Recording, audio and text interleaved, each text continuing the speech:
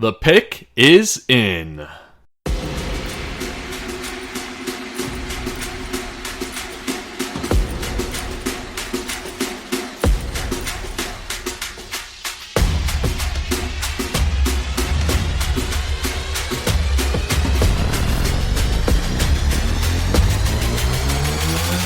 Yeah.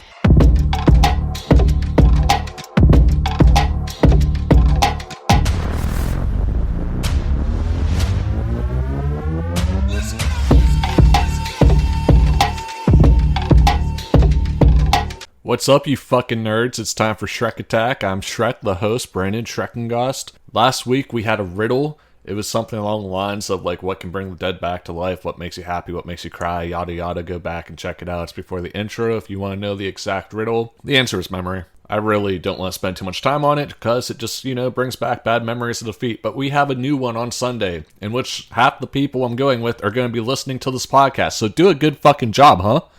Let's do a good fucking job today. Let's escape that room. Let's get a free fucking beverage at the end, huh? We gotta go into this thing with that attitude, we love winning, but we hate losing more. Fuck losing, We're not gonna lose this one. We're gonna win. We're gonna escape. We're gonna get a free fucking beverage. We're gonna spend the full time with a bartender. It's gonna be great. Drunk escape room. Let's fucking go. Let's escape. Hands up. Team on me. Team on three. 1, 2, 3. Team. They wanted a little bit of a motivational speech, so that was it. I'm a very motivational person. What can I say? So this week, you already know, we're going to go ahead and see how well I did at my mock draft. Brandon, why are you doing draft content 2 weeks in a row? Content, baby. Content. That's why. I do want to say that I did say last week that my mock draft would probably be dog shit, and it kind of was. But hey, let's start it off. Number 1 overall, Caleb Williams, and the number 1 pick was Caleb Williams. I'm 1 for 1. 100% rate. Okay, that's it. End the podcast. Hit the fucking music. I'm kidding. Hey, it would have been cool to have a perfect bracket, but didn't happen. Number 2, I said Drake May because that was the analytics PFF that went with. And you know what? It was Jaden Daniels. I was wrong. Number 2, it took 2 picks for me to get it wrong. Hey, most years I get it wrong on the first pick, so improvement. Number 3 ended up being Drake May. Both of them, I believe, are good picks. All 3, I think, are good picks. I'm disappointed the Bears got a quarterback that's not named Justin Fields. Then the Washington football team just liked Jaden Daniels over Drake May. The Drake May fell to the Patriots, and they also need a quarterback. So all 3 teams, I think, nailed the picks. And for number 3, I said J.J. McCarthy, of course. I thought they'd just be in love with him, but J.J. also went for sooner than he should have. We'll get to it. Marvin Harrison Jr. was number 4 to the Cardinals. That's also what I predicted. I think they needed a weapon. I think he is an elite talent. It's kind of a shame that once you get a generational talent like this, he drops to 4 because of QB-needy teams. But good pick for the Cardinals. I think that Kyler Murray will love utilizing him, especially in the red zone. Now, number 5, I'll fully admit I fucked up. I did not take Jim Harbaugh into account and his love of offensive linemen. So I said Malik Neighbors, who is, I don't think there's that big of a gap between him and Marvin Harrison, to be honest with you. But they went with Joe Alt, the best offensive tackle, which is fine because Justin Herbert does need protected. However, I don't know who he's throwing to. I guess Quentin Johnston, if he can catch the ball. Joshua Palmer, Garrett Everett. I don't think J.K. Dobbins and Gus Edwards, and yes, you heard that right, they got the Ravens backfield from last year. I don't think either of them are pass catchers. I don't know who their third string running back is. And they have that Parham guy. He's like 6'8", so it'd be cool if he can catch, but I think he's more of a blocking tight end. Plenty more receivers in this draft, however, so they have 6 more rounds to get another weapon for Justin Herbert. I guess it's good to protect him here, and they got the best tackle in the draft to protect him with. Number 7 to the Titans, I said they'd take Rome Odunze. They did not. They went with J.C. Latham. It's funny. I watched the draft. I heard all their names announced. I listened to the Pat McAfee version of the draft because it was free on YouTube. And I still don't know how to say anybody's names. So number 8. This is, all right, listen, all right. I'm just going to say, I don't think Will Levis needs protection because that dude will just stand in the face of pressure and he'll just deliver the ball. But, it's good to have your quarterback protected. It will maybe help him not make such rash decisions like forcing the ball down the field to DeAndre Hopkins every play, or Calvin Ridley, who will just miss it by an inch because that's what Calvin Ridley fucking does. Don't bet on Calvin Ridley. See what I did there? Because he got suspended for gambling. Anyway, we're going to go to number 8, which I had, Brock Bowers, because I said it's the Falcons. They have Kyle Pitts, and they will not value Kyle Pitts, and they will not, make a good team decision here. Well, they one-upped me. I never in a million years saw this one coming. I bursted out laughing. They just signed Kirk Cousins to a 4-year, mega deal.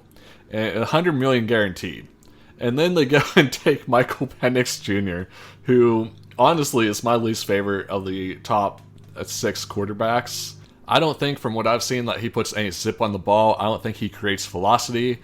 If he had a throw power rating in Madden, I believe it would be an 82 or some shit. If you don't have at least an 88 in throw power in Madden, you're not very useful. And I just don't see him having an 88 or above. It's just and then you have Kirk Cousins on the first year of his deal that you paid a lot of money for. Nobody on the team knew. Kirk Cousins' agent came out and said they were unaware, so they aren't happy. There's a video on Twitter, X, whatever you want to fucking call it, about it shows the GM of the Falcons explaining to Arthur Blank, the owner of the Falcons, he's trying to justify it, which just awful pick, but it's the Falcons. Falcons gonna fail. Then we had the Bears back up on the clock. I had them taking Fuega, the tackle, because Caleb Williams' career is not going to be long there behind that offensive line. And they went with Rome Odunze instead. They were chasing clout, as my buddy put it. And they wanted a flashy weapon for their new flashy quarterback to go along with, DJ Moore and whoever the fuck else they have, Keenan Allen. Cole Kmet. Also, my neighbor just started mowing his lawn, so I apologize if you hear that. Maybe I'll just take a break here and come back to it. So, after editing, I realized that the lawnmower was going a lot longer than I thought it was. My apologies. I'm not going back and recording this. It was on the other side of the house. I have noise-canceling headphones on whenever I record, so just bear with me. It's fine, probably. That's all. Real quick, let's cover the top 10, then I'll come back to it. Then you guys will never know, except for the fact that I just announced it. So J.J. McCarthy went next, and he went to the Vikings, who traded up one spot to get him. One spot. I loved what happened in the NFC North this draft. It's just the Lions should stay on top. Should. My hopes aren't up. I know better, but I do love what happened. I mean, maybe the Broncos were hey, if you don't do this, we're going to. But I don't know. Moving up one pick seemed kind of silly to me to get your quarterback. I mean, if you love him, you love him, I guess. But, he's going to sit behind Sam Darnold most likely. We'll see what happens here. And that's how the top 10 is going to go. I'm going to come back once my neighbor's done mowing. Okay, back to it. At number 11, the Jets fell back and took Olu Fashanu, the guy I projected them to take. So I'm doing great. 3 right so far. And they needed that because their quarterback is pretty old and coming off an injury. I'm talking about Aaron Rodgers, of course. And then the Broncos get Bo Nix, who I had not going in the first round. But, they needed a quarterback. He kind of fits Sean Payton's what he likes to do, sit in the pocket, read defenses, and let it go. The question is, can he read the defenses? And then the Raiders give up on Michael Myers after 1 year and take Brock Bowers. Either that, or else they want to run a lot of 2 tight end sets, which could maybe make a comeback. Think back in the day with the Patriots with Gronk and Hernandez. Hopefully one doesn't turn out to be, a villain. Then the Saints take Talisi Fuega, which I had going at number 9 to the Bears, who need offensive lineman help. But I did have the Saints taking a tackle. So I'm going to chalk that up as a small win, I actually got that pick right. I don't know what I'm saying. So far, not too far off, I don't think, but not exactly on. I did have the first defensive player coming off the board at 13, and I thought I was waiting a while, but the first defensive player actually came off the board at 15 to the Colts, and it was Laiatu Latu out of UCLA, the edge rusher. I thought they needed a defensive back a little bit more than that. However, you can't really go wrong with him falling. The only concern is that he has a lot of injury concerns, but I do believe he played his entire last season, so not a huge deal. Pretty good pick for them. Then I had them taking Arnold, of course, who I'll get to later. But that kind of started the defensive player, especially defensive lineman run, where we had Byron Murphy II out of Texas go to the Seahawks, and Dallas Turner go to the Vikings. The Vikings traded up to get him. So I don't know how many picks the Vikings even have left, because I think they traded at least 5 altogether to move up in the first round, between moving up one spot and then moving up here, which I had Dallas Turner going to the Seahawks, which they took a defensive lineman, so, not too far off. I didn't do trades in my mock draft, so that kind of screwed me here. I had the Jaguars taking an offensive lineman. Later, they'll prove me wrong, but I'm not mad here with the Vikings moving up, taking Dallas Turner. Actually, I'm a little bit mad as a Lions fan, because I like Dallas Turner, and I think he's going to be rough to deal with. However, good pick for them. Good trade up, I suppose. I don't think they have anything left. Then the Bengals take a tackle. Not the tackle I said they would take, but a tackle. They take Amarius Mims, who I had going a bit later. However, position right. Hey, for no research whatsoever, I think I did a pretty good job. The Rams get their first round pick, and literally I think they had over 2,000 days marked on their Twitter. And I believe the last pick they took was Jared Goff in the first round, and here they got Jared Verse. So the rule is every 5, 6, 7 years they have to take a Jared, apparently. I had them taking somebody who was listed as an interior defensive lineman. However, they end up going with Jared Verse, who can play the interior defensive line position. He's listed as an edge, however, and that's why I didn't have him here, because I haven't done my research on these players. Not bad. I think I'm still doing pretty solid. Then I thought the Steelers would be flashy, take a receiver to pair up with George Pickens. However, they did what I would consider more of a smart thing, and they took Troy Fautanu out of Washington. He is a guard. It's not sexy, it's not fun, but it is smart. Their offensive line is not great. Then we have the Dolphins, and I wish I had some way where I recorded what I said to my friends that I was watching the draft with. I said, the Dolphins, I have them memeing here and taking Xavier Worthy, because Mike McDaniel cannot resist speed. And if they do not meme here, if they do not make me correct, then the Chiefs are going to get Xavier Worthy, and we are all going to hate life. We'll come back to the Chiefs later, but the Dolphins did not take Xavier Worthy. They took Chop Robinson, which is a smart move for them. They need edge help. But, oh man, like I said, I wish I put it on record somehow, because I felt like a prophet. Up next, I had the Eagles taking Latu, who has already gone, and then the Eagles end up taking Quinyon Mitchell, the top rated cornerback on the board, I do believe, which they do need corner help. I mean, their corners are kind of set, but they are aging and showing signs of regression because of the aging, and it's just a smart pick by them. I'm just not used to the Eagles taking anyone but a defensive lineman, particularly out of Alabama. Then the Jaguars, who traded back earlier, end up taking Brian Thomas Jr. Alright, so I understand Trevor Lawrence needs a weapon. I couldn't tell you, I think he has like Say Jones at this point. That Buffalo Bills Gabe Davis, they overpaid. And now they got another weapon for Trevor Lawrence, who will once again be running for his life unless they pull some fucking magic out of the hat in the 2nd through 7th round. I don't understand why, whenever you have a young, talented generational quarterback, you don't want to protect him. You want him running for his life. Like Trevor Lawrence, just it's my albatross to bear, I guess, for thinking that teams might want their young quarterbacks protected. No, they can run. They'll be fine. Then they'll make poor decisions. Then whatever. Here is the Lions pick coming up because they traded up for somebody that Brad Holmes loves. And I tell you what, in Brad Holmes I trust. This dude, last year, I was super angry with him, and both picks ended up being pretty good and made a lot of sense in the long run. So he trades up. He does not take Kool-Aid. He does not take Cooper DeJean.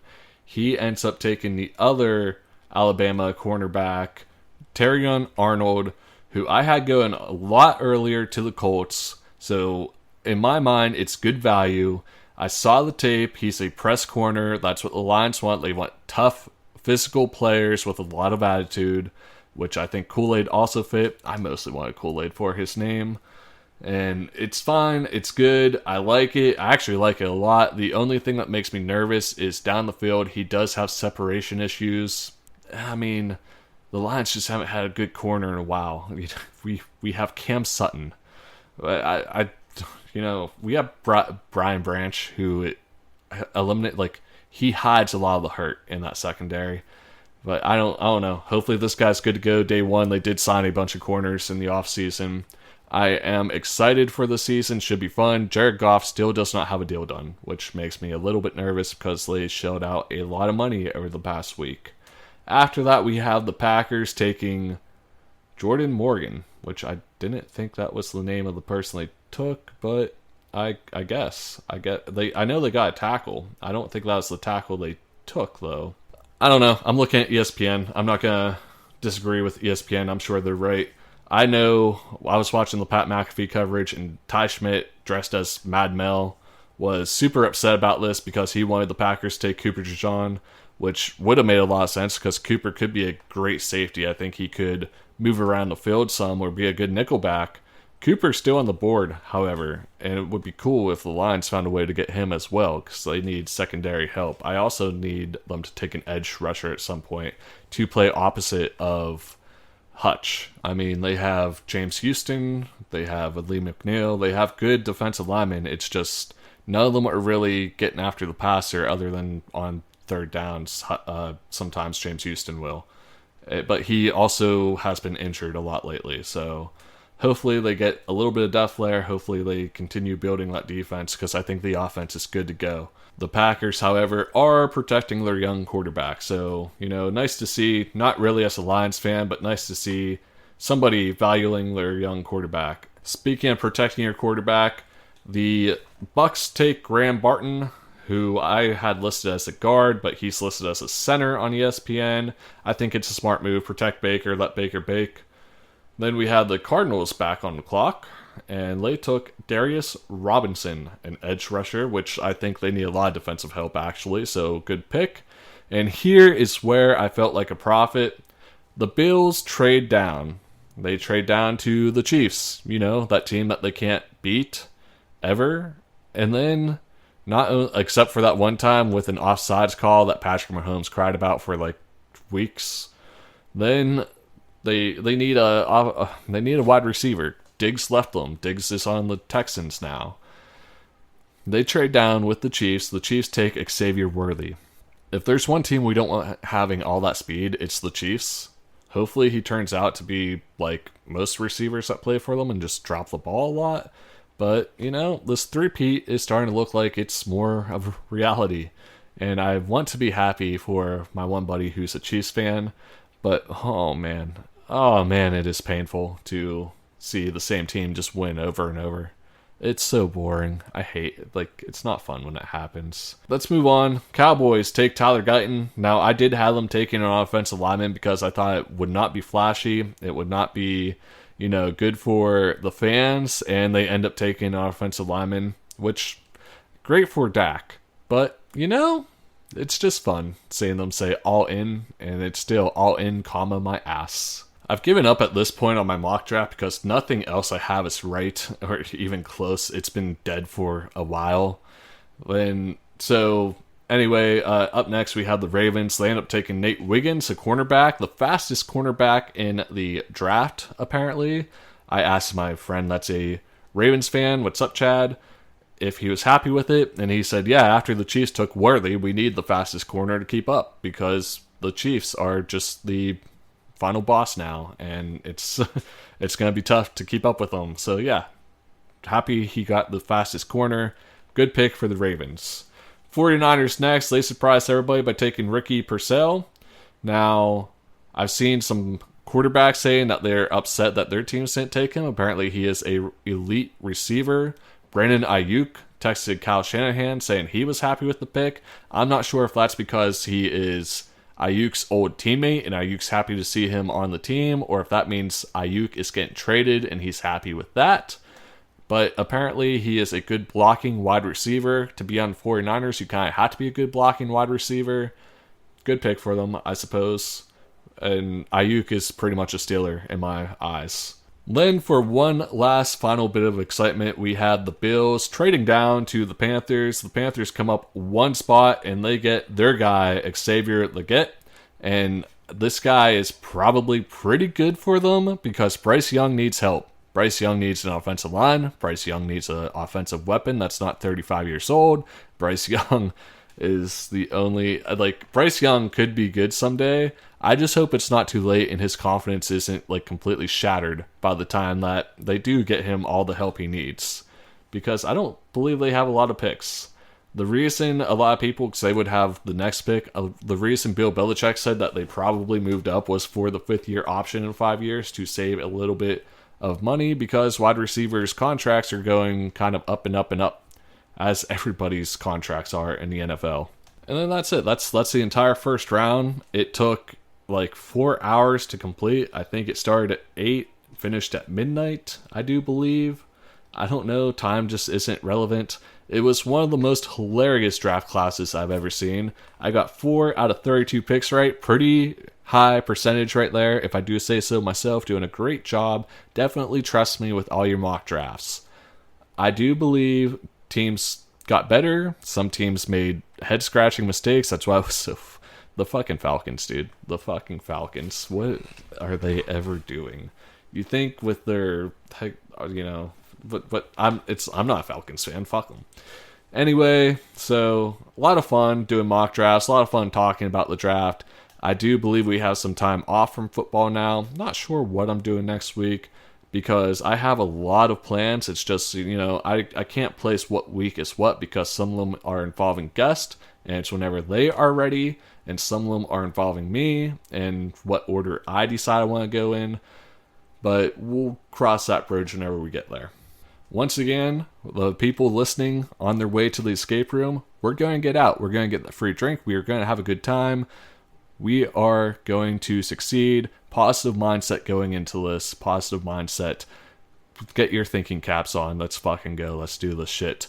If you want to follow me, my personal social medias are at The Real B Schrec. If you search The Real B Schrec and you do not find me, I don't have that social media.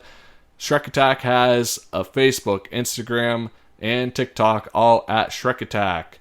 The NFL offseason is pretty much done at this point. I mean, there can still be trades and free agent pickups, but the first round's the exciting one. I'm not going to cover 2nd through 7th unless something big, unless the Lions get somebody I really like. Maybe the Steelers get somebody that, my friends like.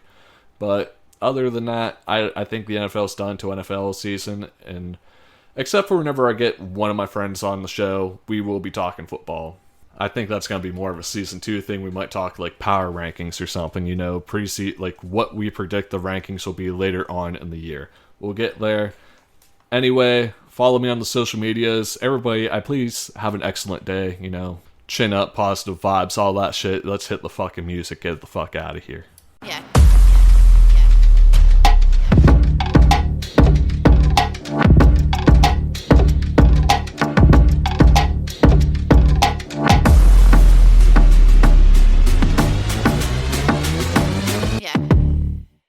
Can I still say, "Oh yeah," if the new rookie corner for the Lions gets an interception or something, like I don't think I can do that now.